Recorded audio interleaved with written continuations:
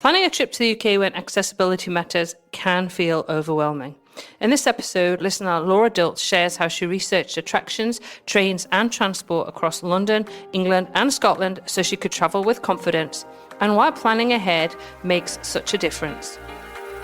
Welcome to the UK Travel Planning Podcast. Your host is the founder of the UK Travel Planning website, Tracy Collins. Each week, Tracy shares destination guides, travel tips and itinerary ideas, as well as interviews with a variety of guests who share their knowledge and experience of UK travel to help you plan your perfect UK vacation. Join us as we explore the UK from cosmopolitan cities to quaint villages, from historic castles to beautiful islands, and from the picturesque countryside to seaside towns. Before we get started, we'd like to thank our sponsor, Walks and Devour Tours. If you're planning a trip to London, you'll already know the challenge. There's a lot you want to do and only a limited amount of time to fit it all in. That's where the right tour makes all the difference, because you want experiences that are the best use of your time with more access, less waiting and a deeper sense of the city. That's why we recommend Walks and Devour Tours. They offer walking tours and food tours designed to make your time count, often with early or after hours entry. You'll also be with exceptional local guides who add the stories and context so you leave with a richer understanding of what you're seeing and a trip that feels genuinely memorable. If you're visiting London as a couple, with family, or you simply prefer a more intimate experience, Walks and Devour Tours also offer private tour options. To learn more, you'll find the link in the show notes. Now let's get into this week's episode. Hi everybody and welcome to this week's edition of the UK Travel Planning Podcast. I'm your host, Tracy Collins, and I'm so glad you're here today because we've got a really special episode for you. Now, if you've been listening for a while, you might remember episode 173, where my guest, Laura Dilts from the US, took us along on her incredible trip to London and Scotland. The highlights, the favourite moments, all of that. And if you haven't heard it yet, go back and give it a listen because it's a really lovely episode. But today, we're going behind the scenes of that same trip. Specifically how Laura planned and prepared for it, because Laura didn't just rock up and hope for the best. She planned really, really thoroughly. And she had good reason to, because Laura travels with a back injury. That means standing for long periods is painful. Now, when we talk about accessible travel, what we really mean is how you experience a place, because that's going to be different for everyone. It might be mobility, it might be chronic pain, it might be a hidden condition, a visual impairment, neurodivergence, whatever it is that shapes the way you move through the world, shapes the way you travel too. And the more we plan for that, the better the experience for everyone. Now, what I love about Laura's story is that it's not a story about limitations. It's a story about preparation and self-advocacy and knowing yourself well enough to figure out what you need and then going and having an absolutely brilliant time anyway. We talk about how Laura researched accessibility at places like the Tower of London and Edinburgh Castle, how she used the UK's passenger assistance service on the trains and why she recommends it to anyone, and the lessons she learned along the way that she'll be taken into her next trip. So whether you're traveling with a mobility challenge yourself, planning a trip with someone who is, or simply want to travel with more confidence, there's so much in this conversation for you. I've also linked in the show notes to our full accessible UK travel guide, which we've just published on the website. There's so much in that guide. Honestly, it's packed. So go and check that out. But right then, let's get into it. Here's my conversation with the wonderful Laura Dilts.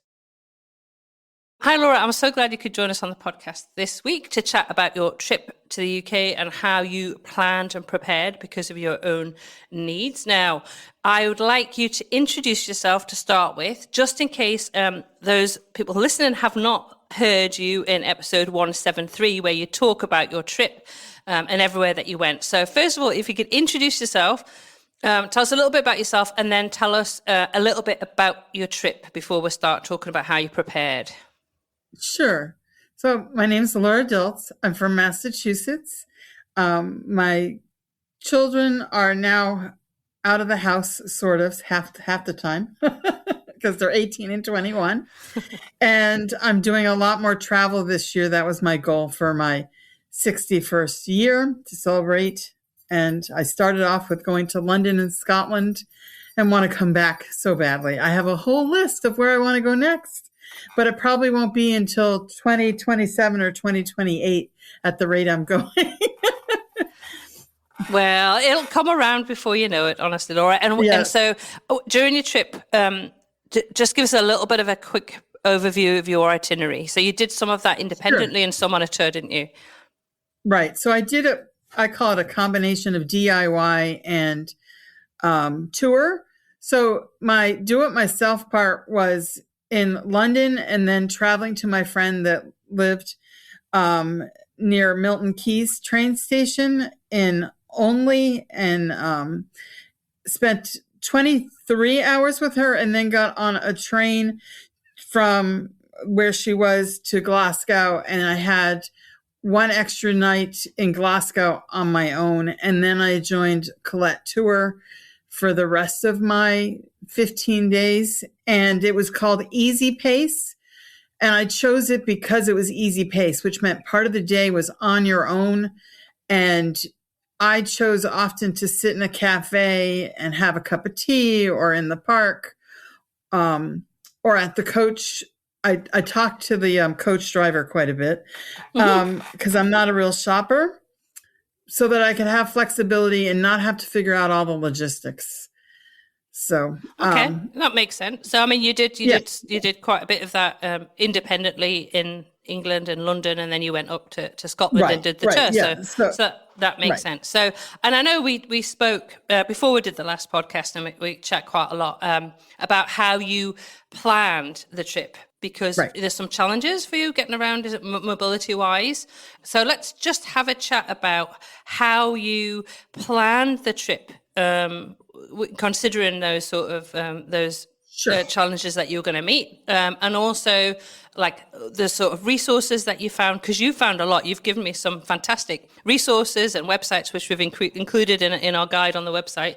But how long before and how did you start planning the trip?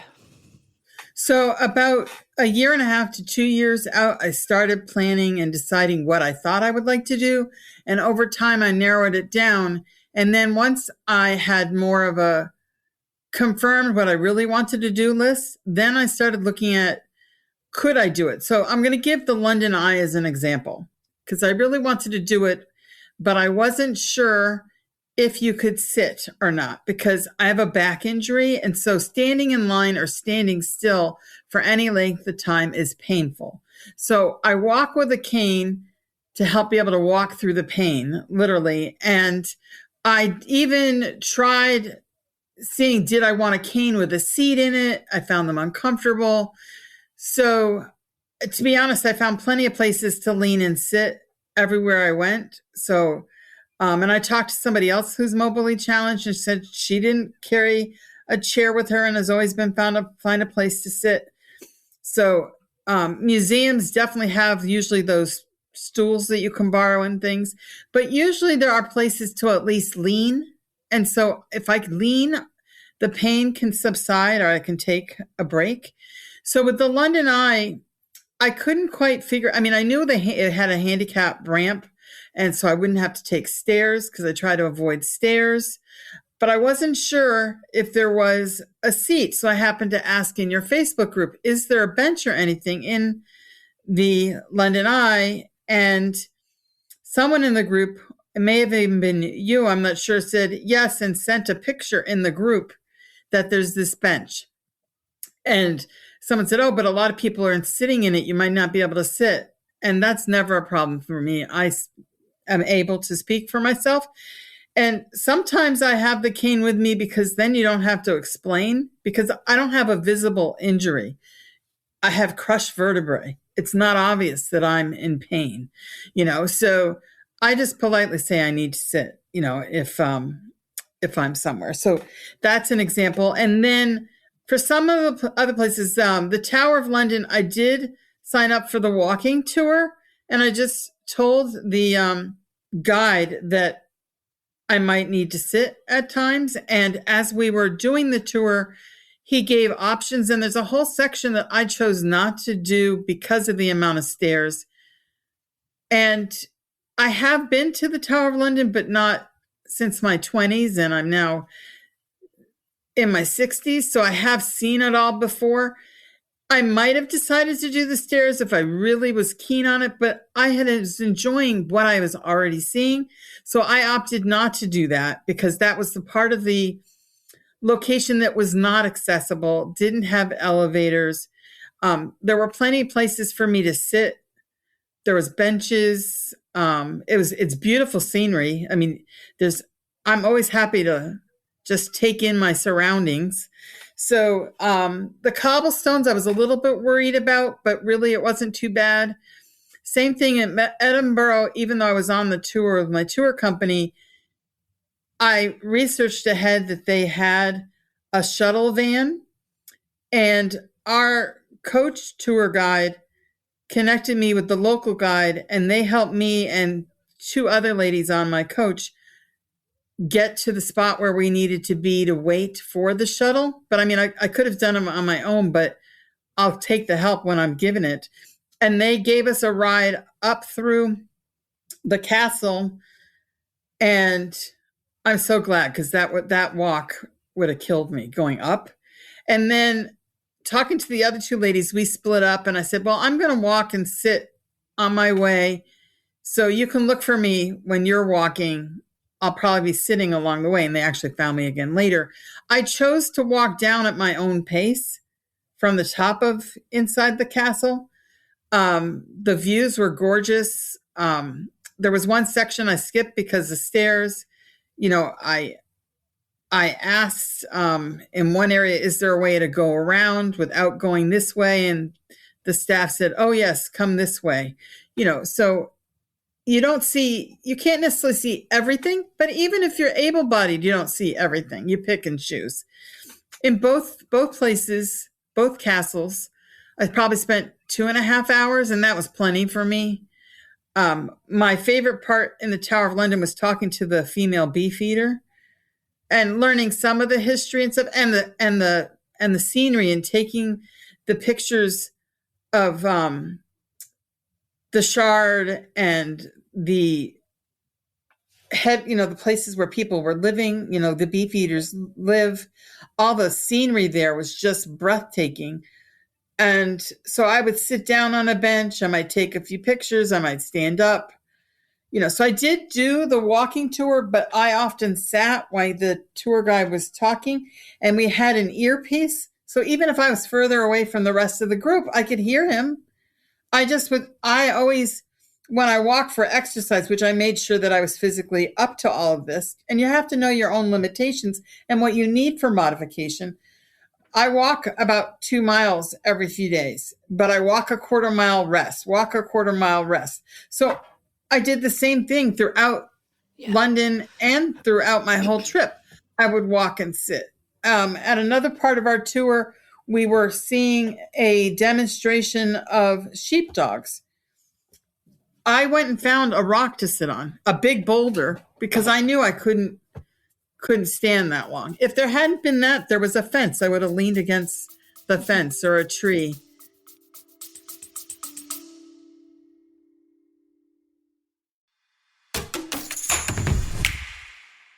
Just a quick pause to thank our sponsor, Walks and Devour Tours. If you're planning a trip to London, you'll already know the challenge. There's a lot you want to do and only a limited amount of time to fit it all in. That's where the right tour makes all the difference, because you want experiences that are the best use of your time, with more access, less waiting, and a deeper sense of the city. That's why we recommend Walks and Devour Tours. They offer walking tours and food tours designed to make your time count, often with early or after hours entry. You'll also be with exceptional local guides who add the stories and context, so you leave with a richer understanding of what you're seeing and a trip that feels genuinely memorable. If you're visiting London as a couple, with family, or you simply prefer a more intimate experience, Walks and Devour Tours also offer private tour options. To learn more, you'll find the link in the show notes.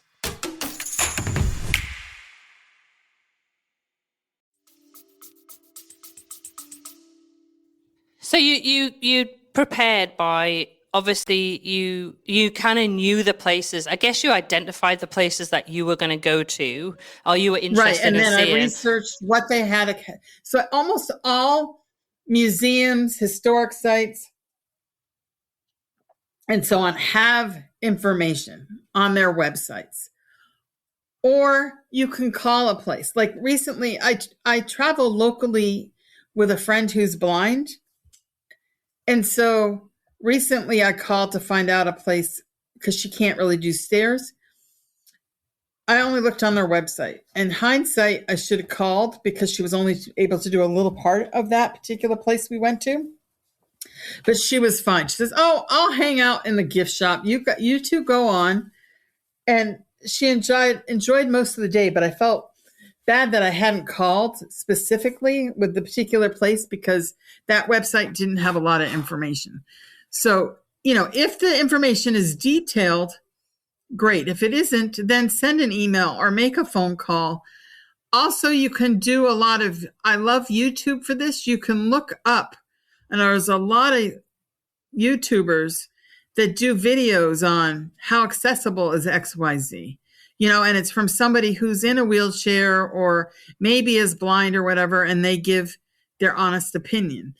So there's more than one way to get information. But yeah, I researched ahead so that I would feel comfortable with where I was going and what modifications I would need to make. So like originally for public transport, even though I was planning to take the tube, I read a lot that it said the buses are much easier to use for handicap accessibility. So I don't remember which app. I think it was City Mapper helps work with the buses a lot.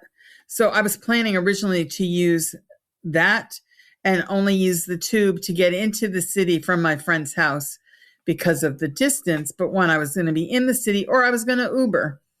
Now that didn't quite happen because of the tube strike. So, I arranged with Riz and his lovely XFA cars. XFA cars. Thank you. Yeah. They brought me in each day and out. And I walked a lot more in between. Whereas originally I was going to take the tube in and planned to use Uber or a black cab to get from point A to point B when I was in the city if walking got to be too much. I didn't really have that as an option, but I ended up walking at least 10 miles a day.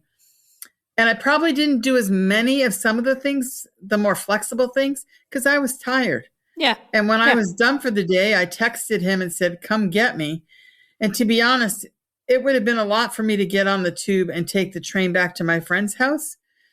But at least the train ride would have been a break, like a 30-minute break. So I knew I could walk the 8 minutes from his house to the tube, but there's no way I would want to walk 15 or 20 minutes like you've talked about in some of your other podcasts. So you have to know your needs and your limitations and plan accordingly where you're going to stay. I always budget extra for taxis and Ubers. Like when I went to New York City last year with my daughter, I know by the end of the day, even though at the beginning of the day, I took the subway, by the end of the day, I take a taxi. It's worth me. It's worth $20 to $30 or whatever. It's worth it to me because I want to enjoy my trip and I want to be able to do the next day. So a lot of times I might take the subway to a restaurant to go to dinner and then Uber back after dinner because I'm tired. No, I totally agree. And I mean, when I took my mom to Bath for her 80th birthday, and exactly we kind of planned, and we got lots of Ubers around when she was tired so that we could get around because, Bath's quite hilly. And so it was easier to do it that way with her so that she didn't she didn't find it too tiring. Yeah. And to be honest, in Glasgow, the hop on, I love hop on, hop off. It's worth the money. And if I was going to stay more than one day on my own, I probably would have paid for the 2-day one because you get everywhere. It gets you where you want. You can hop back on, you sit down. Some of them actually have a human guide. And in Glasgow, some of their buses did, and some of them were the tape recording with the different languages. But I always tried to do the one with the real guide to start out. And before I got off to do the loop again to go where I wanted to go shopping, I asked her, I said, "What do you recommend?" And she said, "Well, I'd get off at this stop and then get back on this stop.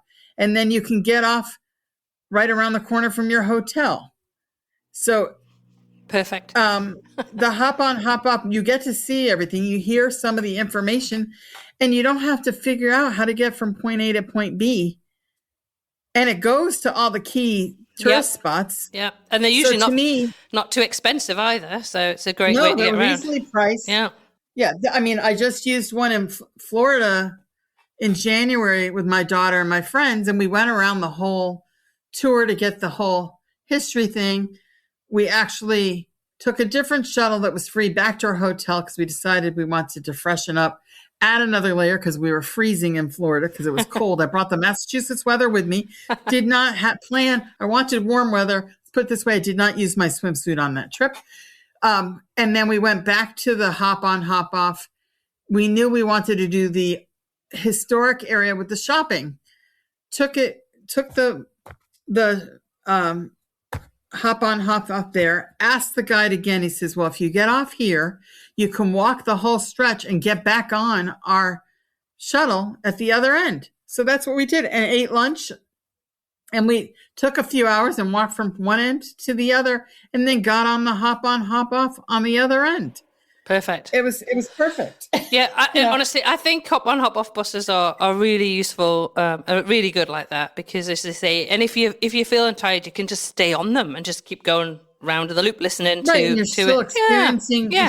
You're still on holiday, and you're still at that place you wanted to be and absorbing it. Exactly. Yeah. So you talked a little bit about, obviously, some of the places, the key historic places that you went to visit and that you kind of researched on the websites and checked that out. You've talked a little bit about kind of working out how to get around on London transportation, and obviously in Glasgow using the hop on, hop off bus. And what about the trains themselves because you took a few train trips. So how did you manage that? How did you prepare? And that's thankfully because of Doug's ebook and you guys reassuring me in communication via the internet that I would be okay. Because I was really worried. And I could not get the apps to work from the United States. It doesn't like it. And the phone number only wants at least European or British phone numbers. And so I originally did try online to book it ahead. It wouldn't let me because it somehow knew I was in the United States.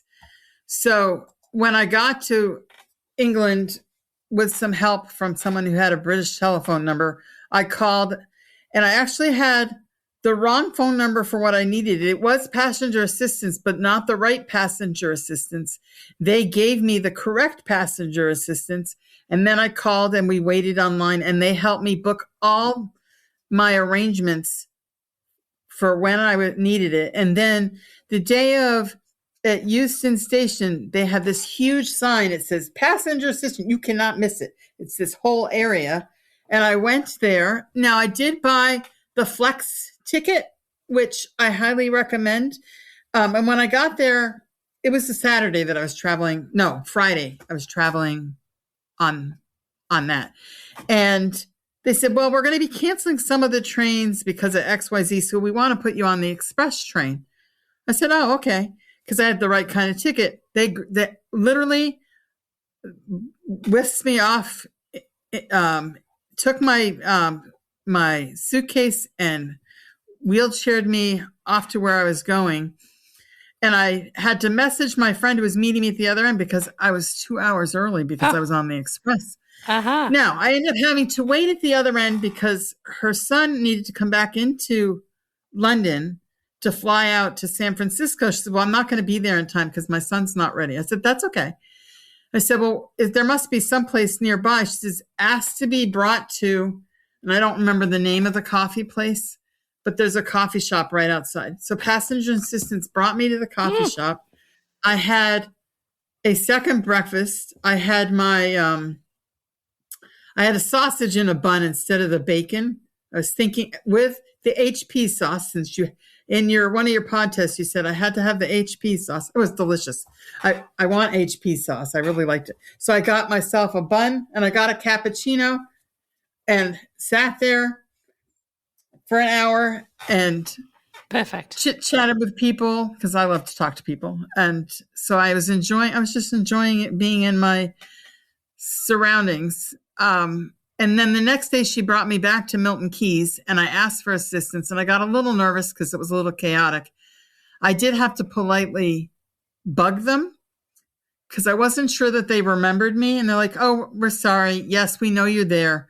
but I did have to push a little bit when it got closer to when my next train, which was the one that was going to Glasgow. And they met me.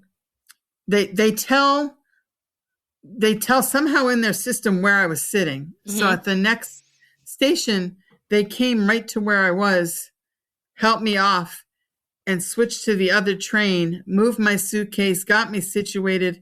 Now, I didn't need a wheelchair, so they said to me, can you walk? I said, yes, but I just need help with my baggage, my luggage. They had me situated. I was in first class, and I got to enjoy my 5.5 hours. And there was only one other person in the first class carriage. Wow. Wow. I don't know why, but I got, the butler guy or whatever. I don't know what his title was, but I had plenty of personal service and loved the food and the tea and had some snacks. And so that's really good. The passenger assistance was lovely. Yeah, I was gonna say, it sounds like your whole experience with that was really good and really helped you, which is excellent. And that's what we want to hear. Yeah. I mean, you do have to pay attention. Yeah, I mean, you do have to pay attention to, even though they're helping you, because there's a lot going on, so you still have to self-advocate. But the service worked amazingly well. That's good. And I made sure I did have. I know in the UK you don't need to tip, but in the United States, when someone's pushing you in a wheelchair and stuff, we usually tip. So I did give like a small amount of pounds to people because I'm not a lightweight person. So I know you're pushing a lot of pounds. So I'm sure they appreciated it, though, Laura. Honestly, I'm sure they did. I mean, it's like nobody's going to turn down a tip. So saying we're not, the tip into the tipping culture as much as in the States, but right. But I just, and I always said thank you. It was easy to access. They were wonderful. I wasn't the only person that they were helping. They ask you what you need, even though they might have it on their notes. They just confirm that that's what you needed. They helped me locate the bathroom when I was switching. When I was switching trains to go to Scotland, I said, do I have time for the restroom? He's like, yep, I'll take you right there. I said, I'll watch your luggage. Here you go. He brought me right to the handicap bathroom. I would have never found it on my, I'm telling you, it was hidden. So I'm glad I asked. Not that I couldn't have used it on the train, but it's a lot easier to use the bathroom when you're not in a moving thing. Yeah, absolutely. True. That is true. So that's good. Now, what about the airport? Because I don't think you had such a great experience in the airport, but you still planned ahead for that. I did. I learned once I was in the UK, the airport situation is different than in the United States. In the United States, you just tell your airline, and you can tell it in the apps that you need wheelchair assistance. And then when you check in, you tell them you need wheelchair assistance and you access it. And it's often run by the airline and not the airport. Sometimes it's the airport, but usually there's people assigned to each airline. So in Edinburgh, when I got there was a flight to India, and I swear to God, there was like 30 people in wheelchairs needing assistance. And I waited a little while. I checked in, and they told me where to go. It was around the corner from where I checked in. And I checked in with the person who was at the desk, and they said, well, it's going to be a little while. And 30 minutes later, I'm like, this is unreal. Like they really. So I went back up to the little desk, and I said, I can walk. I just need my time. And I said, how far is it from this gate? Because if it's really far, I need a wheelchair. If it's not far, I can walk. And she said, oh, that one is literally up the escalator and to your left. It's not that far at all. She says, I'll give you a lanyard that says you need assistance to help you through security. You won't have a problem. So that's what I did in Edinburgh, because seriously, there were 30 people waiting to be moved in wheelchairs. Some of them were their personal wheelchair. It was a lot. So clearly this flight had a lot of seniors and people who needed accommodation. It wasn't my flight, but whatever other flight was coming out that morning. Mm-hmm. And then when I landed in Heathrow, I had assistance, but there was a communication problem with my helper. His English was not his first language. And I ended up having to take the tube, from one terminal to the other. So he helped me get my luggage off the domestic flight. And then I had to switch to an international flight. And even though I had left myself 3.5 hours, I ended up having to walk myself with my luggage to the other gate. That was very harrowing, but I didn't really have a choice. I did ask for assistance when I got to the next terminal, and they helped me immediately. And they apologized. And I don't know if I could have rectified it. Someone else, you would have had to get assistance. I am able to walk. I don't want to repeat of that. I think I did fill out a complaint thing with Heathrow to make them aware. I think what I would do differently is next time I would make sure I'm flying the same airline from Edinburgh to London and London to Boston, because then I wouldn't have had to go get my luggage. It could have been, my luggage could have passed through. Do you know what I mean? Yeah, it goes directly through. Yeah, you don't have to collect it. Yeah. I was on Virgin Atlantic for the second half of my trip, and I was on British Air out of Edinburgh. Next time, I'll make sure it's the same airline, because I think part of the problem was it was two different airlines. Yeah, so you had to move your luggage, so that makes it even more complicated. Right, and they did help me get my luggage, but after I got my luggage, the guy didn't understand that I wanted help to the other terminal, or if he did understand, he wasn't willing to help. And at that point, I didn't have time to wait around to try to find somebody else. I just had to deal with it. It was not a good situation, but I made do. That's where you always have to have a plan A, B, and C and do the best you can. Now, when I got to the Virgin Atlantic counter, they were excellent, but I had to rush at that point because that whole changing from one terminal to another ate up so much time, even though I was hustling with all I could. The guy said, "We're going to get you through, I promise." And I don't even know. Somehow it got back through security like in a flash. Like, "We're in a hurry. I gotta go." He's like, "Okay." And then they put me in a buggy. It's a cart with wheels, but they called it the buggy. The guy I was with said to the buggy guy, "Please take her first. She's got to get to this gate." They were beeping the horn and everything through, I don't know, it was like 30 gates. I mean, it was a long run. Wow. We were going as fast as that buggy could go. I got to where my flight was. There was another guy there with two other people in canes and a guy in a wheelchair. He says, "Are you on this flight?" He says, "Just join me." We cut the line to the front. There was some sort of electronic problem with checking people. So it was backed up getting people onto the plane. But that's probably a good job because you would. Yeah, otherwise I don't think I would have made my flight.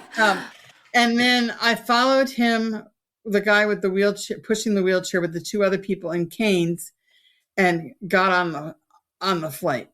And I didn't even have time to tip them there, but I thanked every single one. They were amazing. So when I got to the second terminal, the help I got was fantastic. So, overall, I would have never made it to my flight without that passenger assistance. And I feel that way wherever I travel.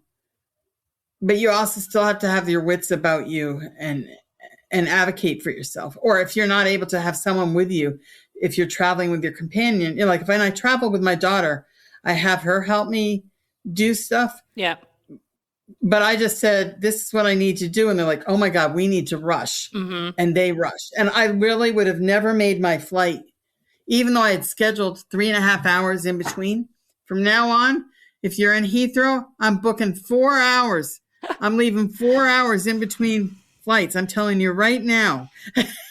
Well, yeah, especially if it was barely enough time. Yeah, especially if as they say, you're flying in from another airport and having to get your luggage and change. That all adds to the time and the stress, and then not getting the help to get you to the international departures doesn't help as well. But I mean, overall, you did a lot of planning for this trip because you kind of knew what you were going to need. You knew that you'd need some flexibility, and I think that's really important because we all have, from day to day, what we need, what our challenges are, can be different. So right. I think it's you can only plan, I think, for yourself or those people that you potentially might be, traveling with, looking after. Right. And you definitely want to have a plan A, B, and C. Yeah. And I save everything in my phone and I print out stuff. So for my day trips, I always have at least one piece of paper folded that's in my little day pack with stuff that I need, like phone numbers and stuff, even though I have it in my phone in case the internet's not working. And I had an international phone plan, but I also had an eSIM for extra data. And I also offline loaded the maps, downloaded maps and the stuff that I needed. So yeah, you have to plan for whatever your challenge is. Yeah. You have to make the plans and be flexible so you can still enjoy your trip. And even if you don't have a challenge, you should plan. Absolutely. And be flexible. Absolutely. Enjoy your trip. Absolutely. Whatever. I mean, I have an inability to ever remember the hotel room that I'm staying in. I'm not joking. I can never, ever remember. And I happen to be take a picture? Yeah. Well, I never thought about that, did I? No, not me. I didn't. Honestly, I was on a trip with somebody else and she said, I have the same issue. I always just take a photo. And then I was talking to somebody else last year and they were like, I also take a photograph outside the hotel if I have forgotten or don't remember what the name of the hotel. It's like all those strategies that you put in place. If I was with Doug will never forget the number of the hotel room. He will never forget the hotel. He's really good at that. It goes, honestly, I don't know what is, but I just never ever did. So it's you put those strategies in that will help you. I plan if I'm having a day out in London, and I know London really well, but I plan out my route. This is what I'm going to do, and this is what so I know exactly how I'm going to get there, and have, as you say, having a plan B or plan C. So again, it's about recognizing what your needs are going forward. Right. What having some flexibility if you need it. I have got we've put together a massive article on the website, which I know you've had a look at, which have got links to all sorts of different ways to get support, accessibility sites about getting help on the trains, because we've chatted about that. So I'm going to link to that because I think that will be a useful resource as well for people to have a look at. Yeah. I also, in the hotels, usually there's a business card. I always take that business card and put it in my wallet. So I have the phone number and the address for the hotel, as well as put the hotel in my phone as an address. Like I added it in my contacts so that I can put it in I just can click on it and add it to my maps without having to type it in. Just kind of thinking about some of the things that I do, because I struggle with claustrophobia and I don't like so I just can't cope with the tube during rush hour if it's really busy and it's hot, because I just panic. So I will avoid it at that time or take a bus. Right. Because then I feel more comfortable. But it's all those things that those things that you will do at home that you need to think about if you're traveling, like how do I do those same adjustments for whatever my needs are when I'm abroad. I think that's important. The other thing is I'm diabetic, so I always have glucose tablets and food with me. Yeah. And if I'm at a location where they don't want to let you have the food inside, like some museums, I'll leave it in my bag. I'll check my bag, but I'll tell them that I'm diabetic. Often places, when you tell them you're diabetic, they let you bring the food in because they don't really want you to have a problem. Whereas normally they won't let you. They often will let you. So but it's a medical need. It's a medical need, Laura. Yeah. So I'm just like, I have this because I'm diabetic. Yeah, okay, go on ahead. Yeah. I mean, absolutely. 9 times out of the 10, they don't refuse you. The minute you say why you need it, they usually. I said, I promise I won't eat it in an exhibit. I'll find a spot. I'll sit down and have a sandwich. Yeah. Now, if anybody is listening, if you're out there listening to this episode and you're thinking, this is really interesting how Laura did all this preparation for a trip.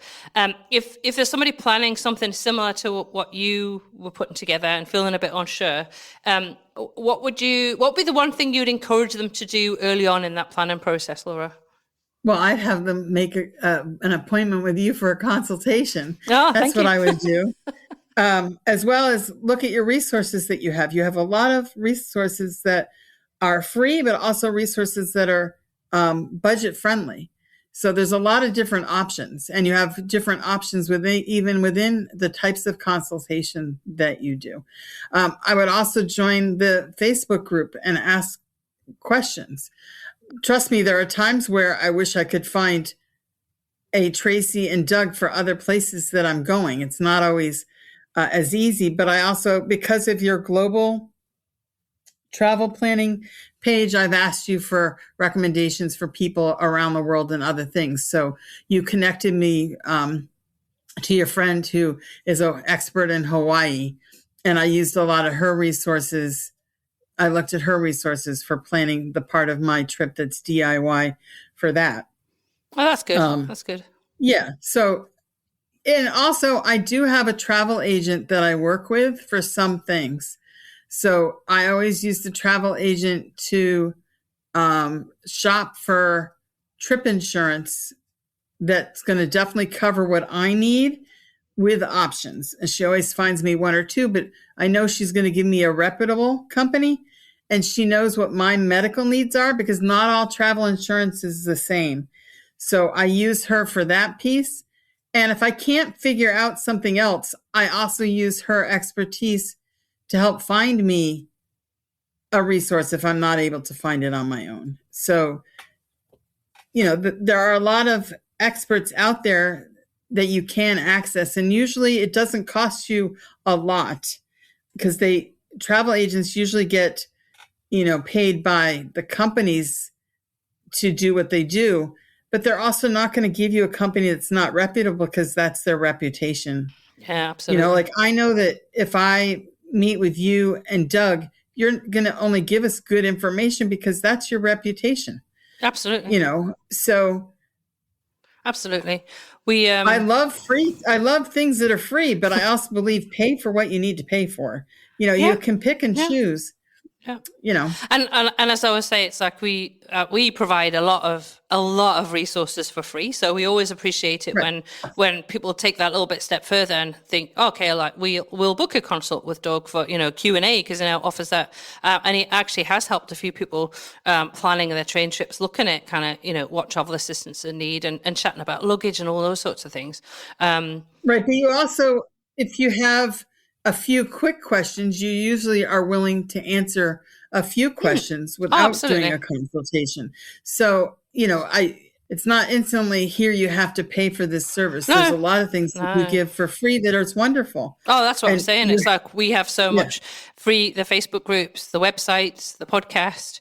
There's a lot of free stuff. There's a load of, a lot of free stuff that we do give to help people. It's when people kind of need that next step, like you bought the train ebook because you wanted that little bit of extra information, that sort of stuff. Right. So. Right. It's good. The next time I go, I really want to do some more train travel and move throughout the United Kingdom, maybe more on my own. And I definitely would book a consultation to help piece all those pieces together. Because in my head, even though it's way ahead, but I like to dream. That's half the fun, right? Of where I want to go. And I know all the places I want to go, but I'm not quite sure which order to travel to is the best. And I know that it's more than one train line. So I definitely at that point will be like, okay, Doug, I need your expertise. Yeah, absolutely. Absolutely. Yeah. Well, thanks so much, Laura, for joining me this week. It's always great to chat and for you to share about your travels and about how you plan and how you prepare and how much you enjoyed your trip to the UK as well, which is always lovely to hear. I did. Yeah. Yeah, I want to go back. I was already dreaming of going in January because of how much snow we had here. You guys had less. I was getting alerts for bargain airfare, and I thought, well, Edinburgh in January doesn't look that bad right now. Yeah, compared to where you are, that's for sure. Yeah, my son, where he is 2 hours from me, they got 31 inches the other day of snow. I'm that's like, crazy. So over this That's snow. crazy. Well, I got 14 inches, but he got 31. I'm like, oh, I'm so sick of the snow. Well, we're well into spring now, so hopefully the weather will get better. But thanks so much, Laura, for coming on to the podcast again. Yes. Take care. And everybody, go travel, even with your challenges. You only live once. Perfect. Absolutely true. Thanks, Laura. Thanks again, Laura. You can find a link to our comprehensive guide to accessible travel in the UK, including our free downloadable checklist in the show notes at uktravelplanning.com/episode 195. If you've enjoyed this episode, please do leave us a rating on your favorite podcast app. It really helps get the podcast out there. It makes a huge difference to us. You can also leave us a voice message via SpeakPipe as well. The link is in the show notes too. We love to hear from you. But as always, until next week, from myself, happy UK travel planning. Thank you for tuning in to this week's episode of the UK Travel Planning Podcast. As always, show notes can be found at uktravelplanning.com. If you've enjoyed the show, why not leave us feedback via text or a review on your favourite podcast app? We love to hear from you, and you never know, you may receive a shout out in a future episode. But as always, that just leaves me to say, until next week, happy UK travel planning.